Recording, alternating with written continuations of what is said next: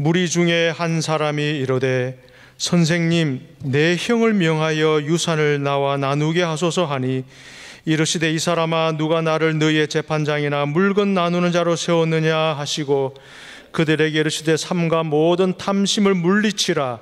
사람의 생명이 그 소유에 넉넉한 데 있지 아니하니라 하시고, 또 비유로 그들에게 말하여 이르시되 한 부자가 그 밭에 소철이 풍성함에 심중에 생각하여 이르되 내가 곡식 쌓아둘 것이 없으니 어찌할까 하고, 또 이르되 내가 이렇게 하리라. 내 곡간을 헐고 더 크게 짓고 내 모든 곡식과 물건을 거기 쌓아두리라.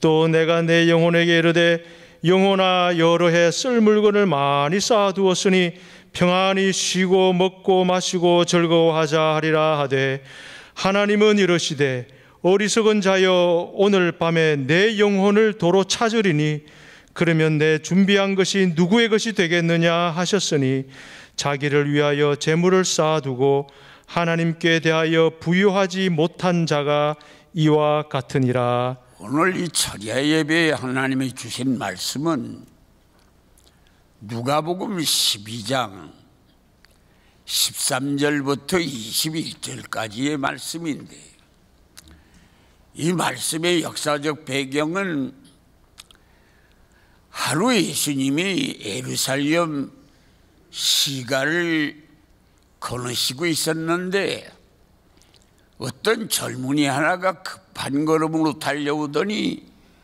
땅에 덜썩 엎드려 절을 하고 선생님 옆에 바짝 서서, 선생님, 부탁드릴 말씀이 있습니다. 저기 그 사람들이 몇 사람이 오는데 저 가운데 있는 저 키가 거대한 분이 저희 형님이신데 며칠 전에 제 아버지가 돌아가셨습니다. 제 형님은 욕심이 많으신 분이라 아버지가 유산을 나누지 못하고 세상을 뜨셨는데 자기 혼자 다 가지려는 그런 욕심을 가지고 있는 것 같아요. 우리 형님도 선생님을 존경하는데 선생님이, 이 사람아, 이제 아버지가 세상을 뜨고 유산을 나누지 못했으니 저 동생과 좀 유산을 잘 나누도록 하게, 그렇게 말씀 한마디 해주시면 우리 형님이 잘 아버님 뜻을 따라서 유산을 나눠줄 텐데, 속옷스럽지만 저희 형님에게 말씀 한마디 하실 수 없을까요? 그러자 예수님이 그 젊은이를 바라보더니, 이 사람아, 누가 너희들의 재판장으로 나를 세우고 물건 나누는 자로 나를 세웠느냐? 탐심을 버려라. 물질이 풍부하다고 사람이 오래 사는 게 아니다. 내가 비유를 들어서 얘기를 하지. 한 부자가 있었는데 그게 밭농사를 지는데 그의 풍년이 되어서 곡식이 너무 많이, 농사진 곡식을 걷어들이다 보니까 쌀 곳이 없었어. 그래 있던 적은 곡간을 헐고 곡간을 크게 지어서 곡식을 채곡채곡 쌓아놓고 물건들을 다 곡간에 쌓아놓고 너털 웃음을 웃으면서, 내 영혼아, 저렇게 먹을 양식이 많고 물건이 많으니 여러 해 동안 먹고 마시고 즐기우자. 그러고 너털 웃음을 웃고 쌓아놓은 물질을 바라보고 기뻐할 때 하나님은 그 사람을 바라보고, 어리석은 부자야, 오늘 밤에 내가 네 영혼을 취하리니 네 준비한 것이 네의 것이 되겠느냐? 그 자기에게는 부요하나 하나님에게 부요하지 못한 자들이 다 이와 같으니라. 이렇게 말씀한 내용이 오늘 본문의 말씀의 줄거리가 됩니다. 이 본문 속에서 우리는 여러 가지를 찾아볼 수가 있습니다. 첫째는 여기에 예수님도 등장하시고 하나님도 등장하고 또 영혼도 등장하고 죽음도 등장하고 그런 것들이 다 등장을 하는데, 그런데 여기에 주인공으로 등장하는 자는 예수님을 만나고서도 그 예수님이 뭐하러 이 세상에 왔는지를 모르고, 하나님은 계신 것 같은데 하나님하고 자기하고는 무슨 관계가 되는지도 모르고, 사람이라고 하는 것은 물질이 많으면 천년만년 사는 줄 알고 죽음에 대해서도 모르고, 영혼이라고 하는 건 그 무엇을 먹고 사는 게 영혼인지를 몰라서 양식을 싸놓고 물질을 싸놓고, 영혼아 먹을 게 많으니 오래오래 살자. 오늘 이 본문에 등장하는 주인공은 전혀 모르는 맹물 같은 사람이었어요. 인생살이의 중요한 세 가지, 인생살이의 중요한 세 가지가 있는데, 첫째는 알아야 할 세 가지가 있고, 두 번째는 준비해야 할 세 가지가 있고, 세 번째는 남겨야 할 세 가지가 있습니다. 첫째, 알아야 할 세 가지는 하나님을 바로 알아야 되고, 자기를 바로 알아야 되고, 이웃을 바로 알아야 합니다. 또 준비해야 할 세 가지는 영생을 준비하고 죽음을 준비하고 심판을 준비해야 합니다. 남겨야 할 세 가지는 하나님께 영광을 남기고 이웃에게 선행을 남기고 후손에게 믿음을 남기면, 이렇게 살면 하나님은 내 하나님이 됩니다. 할렐루야. 그런데 오늘 첫째로 알아야 할 세 가지가 있는데, 그 중에 첫째 하나님을 알아야 하는데, 하나님을 어떻게 알아야 하느냐? 하나님은 천지 만물을 창조하시고 우주 만상을 운영하시고 생사화복을 주관하시는 하나님인데, 그 하나님이 내 아버지인 걸 알아야 하는 것입니다. 그 하나님이 내 아버지가 돼야 된다. 그 하나님이 동네 하나님이 되고 우주 공간의 하나님만 되면 하나님하고 나하고는 관계가 없어. 그런데 그 하나님이 내 아버지가 돼야 된다. 어떻게 해야 하나님이 내 아버지가 되느냐? 요한복음 1장 14절을 가보면, 예수를 내 구주로 영접하면, 예수님을 내 구주로 영접하면 하나님의 자녀가 되는 권세가 있다. 그래서 예수님을 내 구주로 영접하고 성령님을 오셔달라고 해서 성령님이 내 안에 오시면, 그러면 그 생사화복을 주관하고 우주 공간을 운영하시고 천지 만물을 창조한 그 엄청난 하나님이 내 아버지가 되는 역사가 일어난다.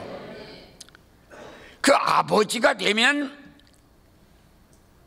아버지를 내 아버지라고 부르면 기도가 응답을 받는 거다.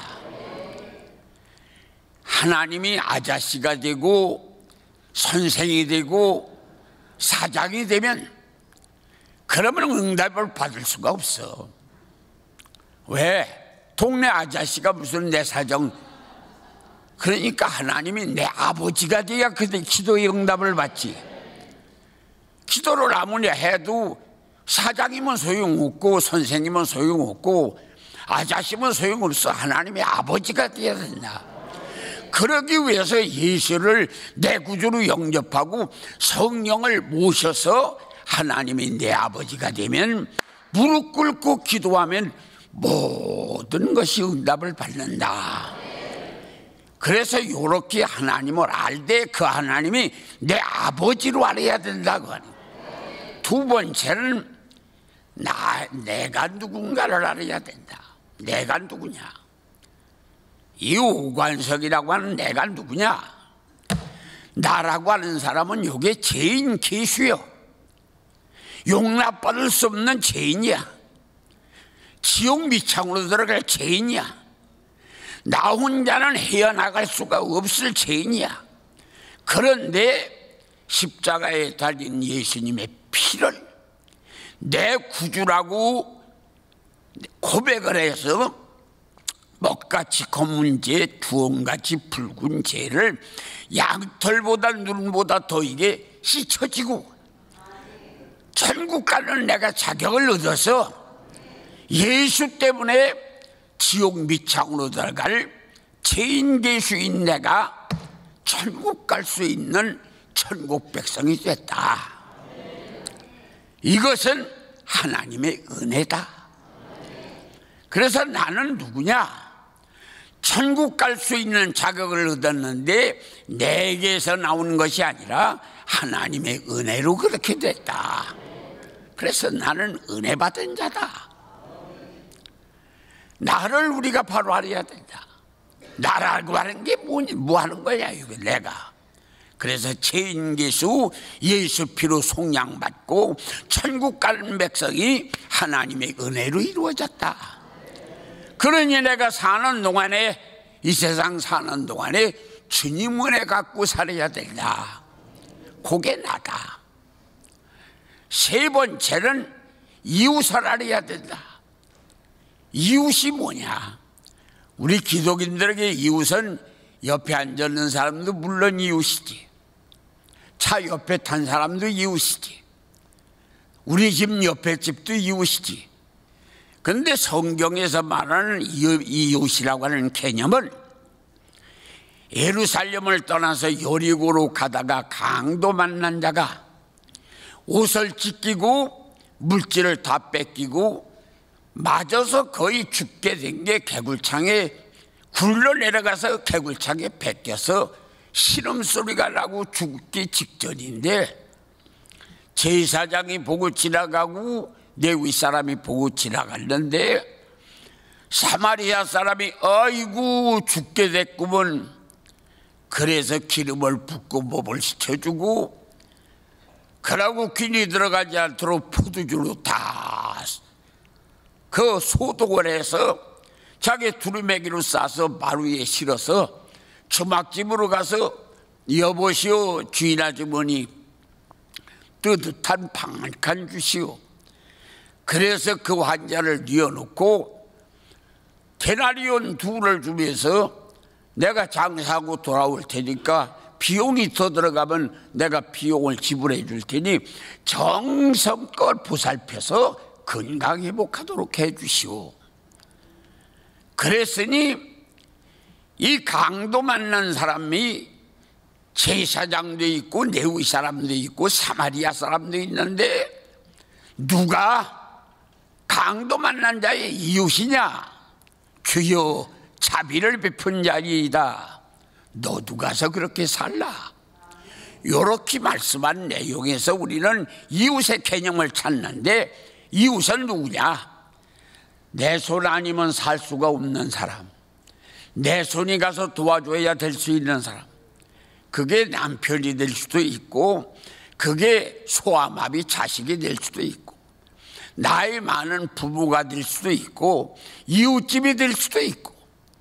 지나가다가 밤 2시가 넘었는데 오동시 달에 온 세상이 눈보라치고 얼음이 얼어서 그런데 신음소리가 나 뛰다 보니 지나 술에 만취가 돼가서 가지고 길바닥에 자빠져가지고 거의 죽게 된 사람 하나 없는데 내가 그냥 지나가면 그 사람 오늘 저녁 끝나기 전에 죽었다. 경찰서라도 알려주고 그러지 않으면 그 사람 안에다가 병원을 준다든지 어디다 갖다 줘서 살려야 되겠다. 아무도 봐도 그 사람 살려줄 만한 사람이 없어. 그럼 하나님이 그 사람 그게 내 이웃이지. 그래서 성경에서 말하는 기독인들의 이웃은 내 손 아니면 안 될 수밖에 없는 사람이 그게 이웃이야. 이웃은 어떻게 해야 되느냐? 도와줘야 된다. 그래서 그렇게 나그네를 도와주면 부지 중에 천사를 만난다 그 말이야.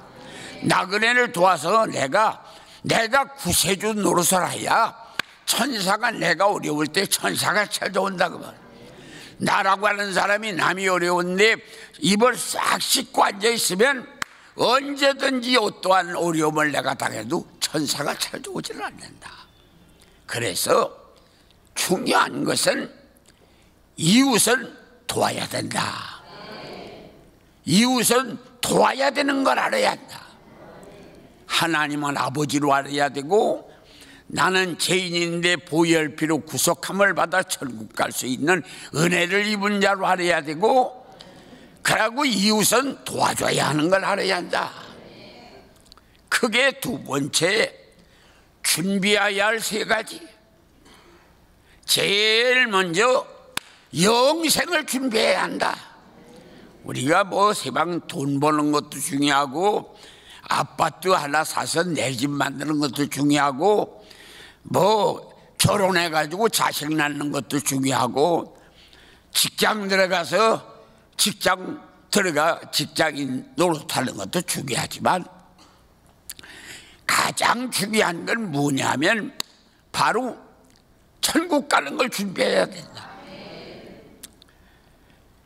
여의도 침례교회에 한기만이라고 하는 목사님이 계셨는데, 고인이 되어서 나보다도 한 10살 적은 양반인데 세상을 벌써 떴어요. 근데 그 양반이 여의도에 가서 침례교회 최초로 개척을 하면서 자신이 전도지를 가지고 전도하러 다녔어요.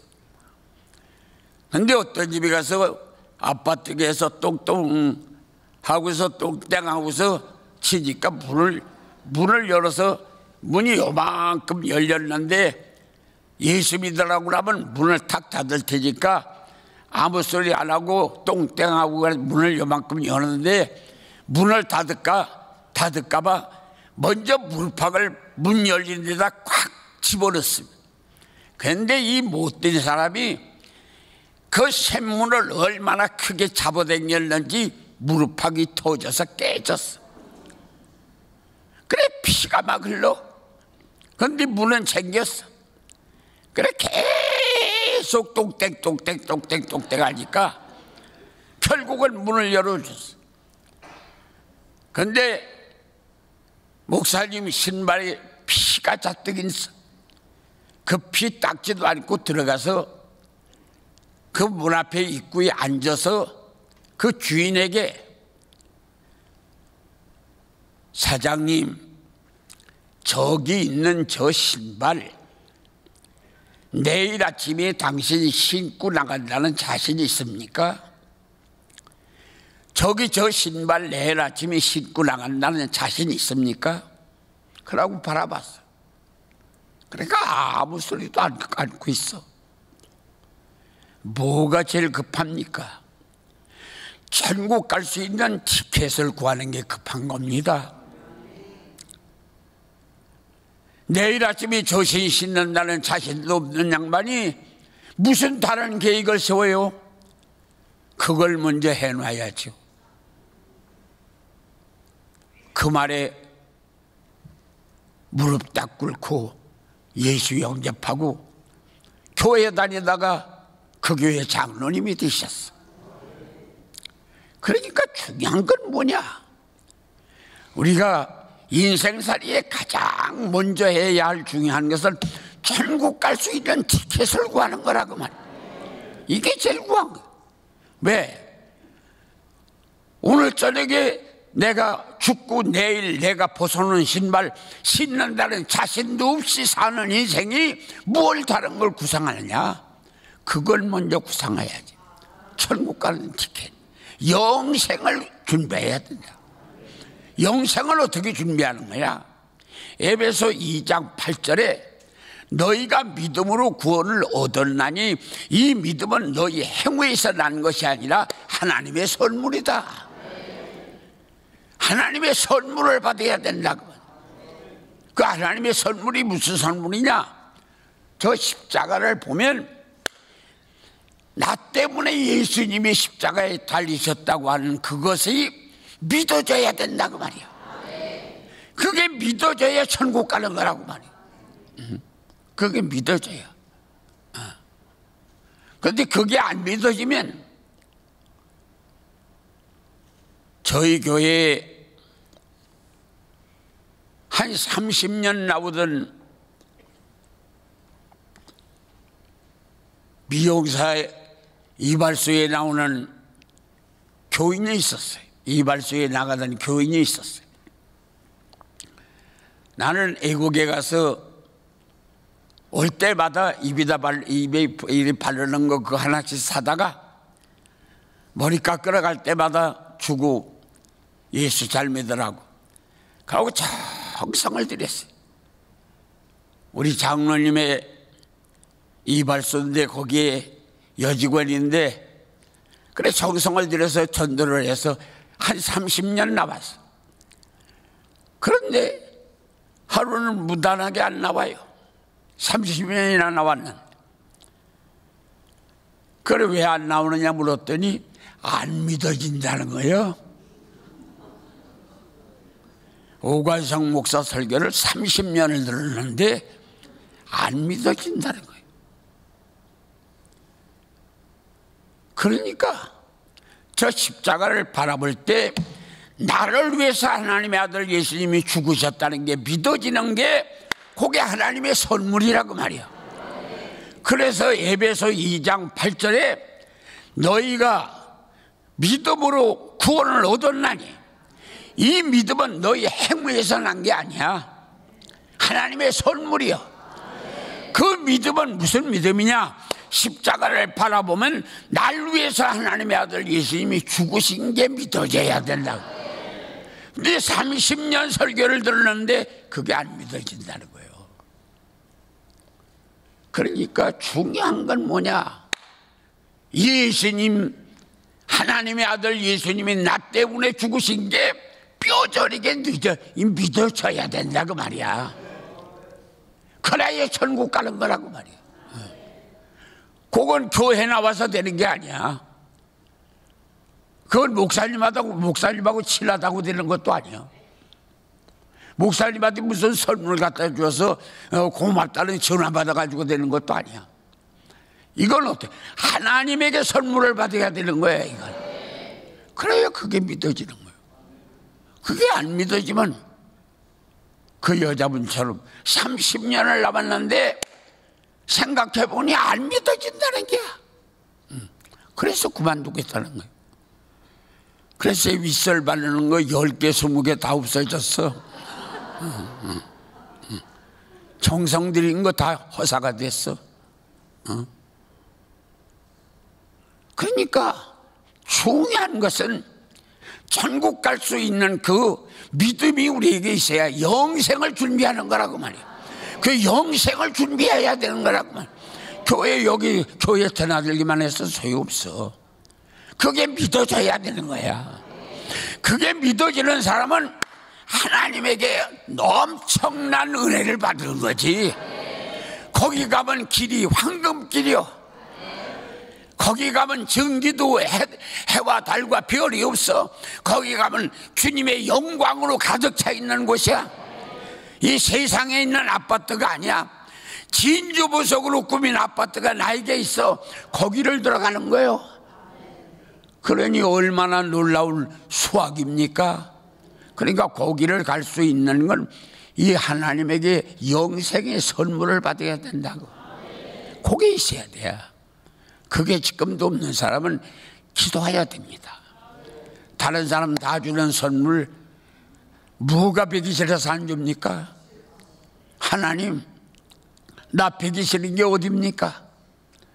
다른 사람 다 주는 선물 나에게 왜 안 줍니까?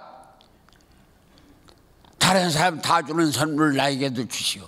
그래서 십자가를 바라본 마음이 찡하고, 그렇게 존귀한 분이 나 때문에 저렇게 비참하게 죽으신 게 너무 미안하고 죄송스러운 마음이 확 와져야, 그래야 지금 죽어도 천국을 가는 거라고. 그래서 죽으면 달보, 죽은 시체를 보면 구원의 확신이 있는 사람이 죽은 거 손을 얼굴이 확 피고, 구원의 확신이 없이 죽은 건 쪄놓은 고구마 색깔 같이 시큼한 게 쭈글거리고, 죽은 모습만 봐도 닮아. 천국이 있는 거지. 이건 장난 삼아서 우리가 하고 지나갈 일이 아니야. 요거 준비해야 되는 거야. 영생을 준비해야 하는 거다. 하나님에게 선물을 받아야 되는 거다. 못 받은 물은 밤을 새우든지 차례를 하든지 둥글든지 울든지 다른 사람 다 주는 거 왜 나한테는 안 주느냐고 해서, 하나님이 그렇게 생각해서 그래 너도 주마 그러고서 받아서 십자가만 바라보면 감격한 역사가 일어나야 한다. 그게 영생을 준비해야 하는 거다. 두 번째는 심판을 준비해야 된다. 히브리서 9장 27절을 보면 사람이 죽은 다음에는 심판이 있다. 죽은 다음에는 심판이 있습니다. 그런데 심판은, 하늘나라 심판하는 규정 세 가지야. 세 가지를 하나님은 물으시는 거예요. 하늘나라 가면, 천국 가면 심판을 받는데 전부라 우리의 이름이 다 있어요. 다 있는데 우리들이 가면 세 가지. 떠리러 가는 영혼 건져봤냐? 첫째, 떠리러 가는 영혼 건져봤냐? 너 죽을 영혼 다른 사람이 너를 건져줬는데 너도 빚값 넘치냐고. 떠리러 가는 영혼을 건져봤냐? 전도했느냐 그 말이야. 떠리러 가는 영혼을 건져봤냐? 건져냈냐? 두 번째는 무너져가는 성전 내 손으로 좀 부축해봤냐? 교회가 무너지는 곳마다 성가대가 약해질 적에 성가대에 떠받치고, 교회 학교가 약해질 적에 교회 학교 떠받치고, 구역이 약할 적에 구역을 떠받치고, 그게 몸된 교회를 떠받치는 거예요. 그래서 무너져가는 성전 떠받쳤냐? 세 번째는 피곤한 주의 종 손잡아줬냐? 요거 세 가지를 묻는 거예요. 또 내려가는 영혼 건져냈냐? 무너져가는 성전 부축에 세워봤냐? 피곤한 주의 종 손잡아줬냐? 모세가 손들고 기도할 때 손이 아프니까 아론과 훌이 그 손잡아줬어. 목사, 전도사, 주님 위해서 일하는 교사들이 힘들었는데 손을 들고 기도하는 힘든 사람 가서 손잡아 내리고 못살게 굴고, 그러면 그게 다 거기 가서 다 걸리는 거예요. 그러니까 주를 위해서 일하는 사람은 격려해 줘야 된다고 말이에요. 그걸 붙들고 늘어져 가지고 못살게 하면 전부 다 거기서 걸리는 거예요. 피곤한 주의 종 손잡아 줬냐? 천이야, 이 심판의 그 세 가지 조건이야. 영혼, 또 내려가는 영혼을 건졌냐? 무너져가는 제단 세웠냐? 피곤한 주의 종 손잡아줬냐? 그게 죽은 다음에 심판 맞는, 아들 잘 길렀다, 땅 샀다, 집 샀다, 그런 거 100가지 해도 소용없어. 그러면 아들 길러서, 그러지 마라. 돼지를 새끼를 12를 낳더라. 아들 기르고 딸 기르고 집 고치고 그런 걸 천국에 가서 보고할 조건이 아니야. 하나님 앞에 가서 심판대 앞에 서는 거고 세 가지야.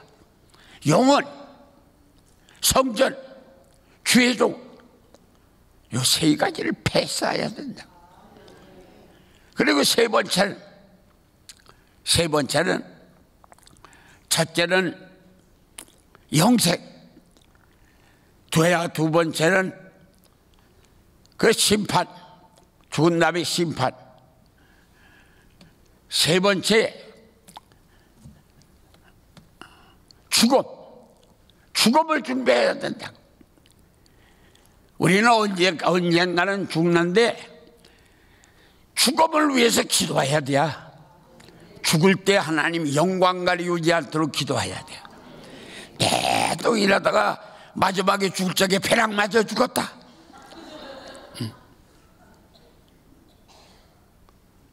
교통사고로 죽었다.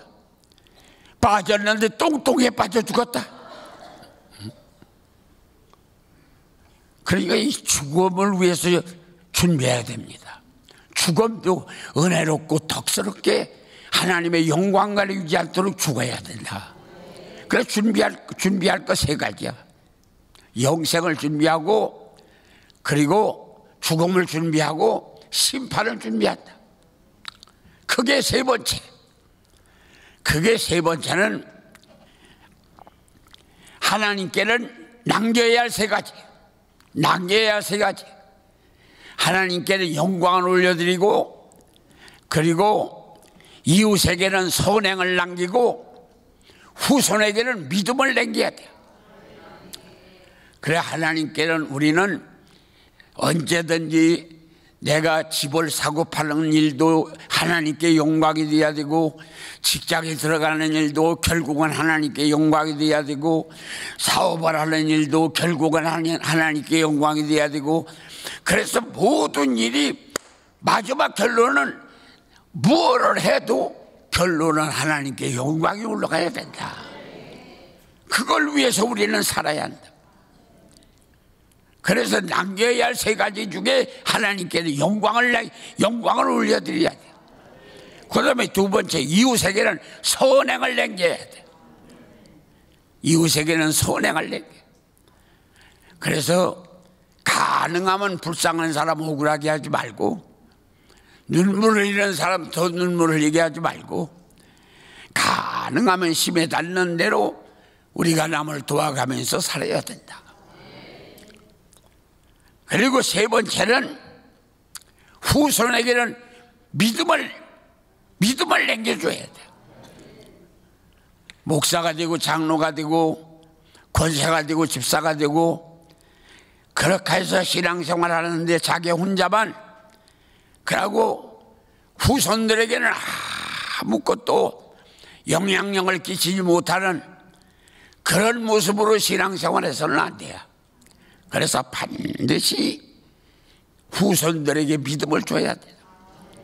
그 믿음을 주는 방법은 어떻게 하느냐. 제가 보니까 여름 기도원 산상 집회를 인도하다 보면, 큰 기도원 산상 집회를 인도하다 보면 판사, 검사, 사장, 대학 교수 그런 분들이 다 가족들을 데리고 와서 산상 집회에 가족끼리 앉아서 은혜를 받더라고. 가족끼리 앉아서. 그리고 명절 때야. 명절 때도 보면 와서 산상 집회 명절 때 상에서 예봐야 보면 그렇게 가족끼리 와서 은혜를 받는 거예요. 그래서 또 여러분들이 혹은 해갑잔치나 그 이외에도 무슨 큰일이 생겼을 때 가족 다 데리고 저 농촌교회 어려운 교회 찾아가서 그 어려운 교회 찾아가가지고서 그 해갑잔치 할 때 뭐 1,000만 원, 2,000만 원 경비 들어가는 거 농촌교회 교회 수리하는 헌금으로 갖다 강단에 바치고, 그러고 조금 미리 가서 그 해갑잔치 할 거 가지고 이 교회에 그 헌금하고, 오늘 우리의 가족이 좀 특송 같은 건 좀 하고 목사님에게 기도받고 그렇게 하고 돌아가려고 왔다고. 그래서 농촌교회 같은 데 가서 그거 해갑잔치 할 헌금 강단에다 올려놓고 가족끼리 그날 나와서 특송하고 목사님에게 축복의 안수 받고 그러고 돌아오면 호텔에 가서 1,000만 원, 2,000만 원 써가지고 해갑잔치 한 것보다 헐썩 후손에게 믿음을 남기는데 자원이 됩니다. 그러니까 여름방학이나 명절 때 가족들 다 데리고 산에 가서 그래서 가족끼리 앉아서 같이 앉아서 산에 가서 손 붙들고 기도도 하고 말씀도 듣고 밥 먹어가면서 그 말씀 들은 거 서로 간증도 하고 그렇게 하면서 후손들에게 믿음을 심어줘야 하지 않냐. 어떤 모습으로든지 우리는 후손에게는 믿음을 심어줘야 한다. 그래 남길 거 남기고 준비할 거 준비하고 그러고 하나님 앞에 우리는 바로 살아서 후회 없는 삶이 되어 하나님이 내 하나님이 되는 역사가 일어나야 한다. 이런 복이 여러분들에게 임하기를 예수님의 이름으로 축원합니다.